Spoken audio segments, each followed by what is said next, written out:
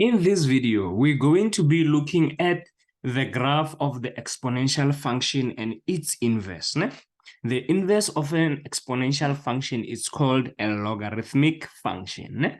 It is a very easy concept. I'm going to show you now how to always change from exponential to a logarithmic form. Okay, that is the only thing you need to know for exponential and logarithmic functions. Okay. Perfect. So now someone can ask, what is a logarithm? A logarithm is simply an exponent expressed in another form, right? I put a lot of exponential expressions here, or exponential equations, of which we're going to convert to logarithmic form. Sharp. So basically, remember, if I have 3 squared, this is the base, right? We call the 3 the base. Then the 2 is the exponent. Sharp. Exponent. Perfect. So when you write it in the log form, you are going to say basically log, right? The base goes there and then 9. Remember I said is the exponent expressed in another form. So the exponent must be what? Must always be your answer because a log is the exponent expressed in another form. So the 2 is the exponent in this case, so 2 will be your answer. When you read this, is basically 3 to the power what equals to 9. Do you see it? So you're going to say, if you were to convert from here, you're going to say 3 to the power what equals to 9. So obviously it's going to be 3 squared. That makes sense. Perfect. And then this function is there on your calculator. We can check to see if we're right? So on our calculator, we have this guy. Let's see.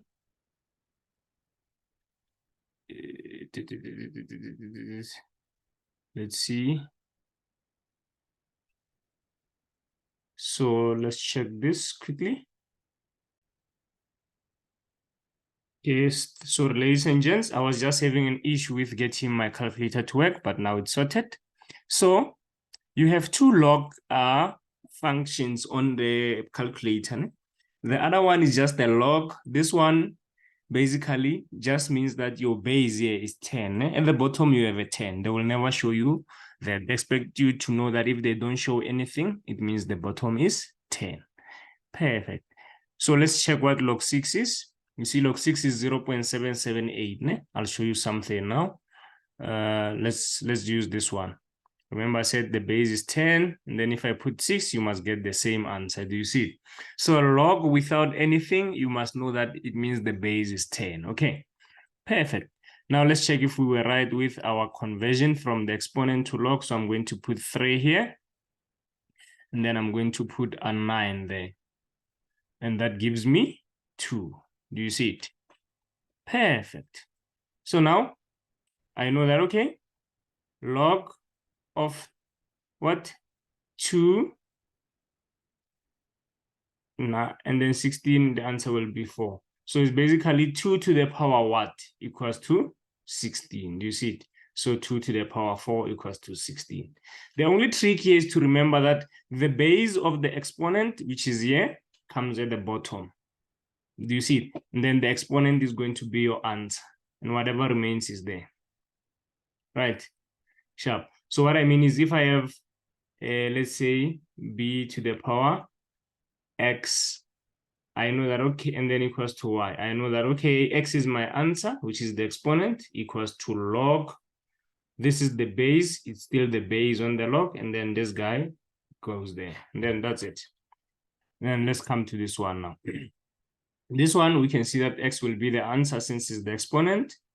2 will be the base since it's the base, and then y stays there. Okay, I need you to pause the video and try this next 2 and resume. Okay, perfect. So this one, your y is the exponent.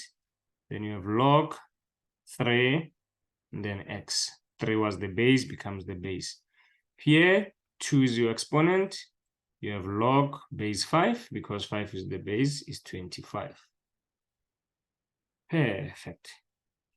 Then let's keep on going. So here, you're going to have the same thing. -3 is your answer.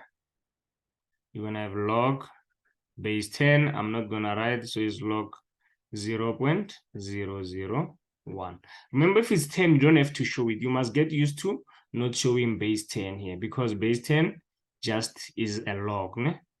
It's a standard log, basically. It's base 10, sharp. So let's see if I'm right. We're just gonna check on the calculator. Log base 10, 0.001, which gives you -3. Do you see it? Or you can say log 0.001. This still gives you -3. Then you know you are fine. Then now let's come to this one. The exponent is x, equals to log. The base is p, and then q. Perfect. Then now I'm sure you have an idea of how to convert from the exponential expression or an equation to a logarithmic equation. This is the only important law of log that you need to know for you to be able to do exponential and logarithmic functions properly. There's a lot of rules for logs, but others are not really examinable in your syllabus. They are not examinable. Perfect. So that is the only rule I need you to know. Sharp. That given, I'm going to give you a basic idea of how to convert from exponential function to a log function. Perfect. Let's say we have f of x equals to a to the power of x, right? And then we can see that this is an exponential function because x is the exponent. And then they want us to get the inverse of this function. Perfect. The inverse can be expressed with this function notation because this graph is a one-to-one function. It means the inverse is also going to be a one-to-one function. Perfect. So now I'm going to inverse this. I'm going to invert it. Remember, to invert, you switch your x and y. So this is my y. It's going to become x there. And then I have a to the power of y. Now, this is my exponential. This is my logarithmic function now. That is my log function. So from here, I need to apply the rule of the log that we learned above. I know that, okay, the exponent becomes the answer, which is basically, remember, after switching, you always need to make y the subject of the formula. So using the rules of log, I know that the exponent becomes the answer. Log base a is the base there, so it becomes a base there, and then x. Do you see?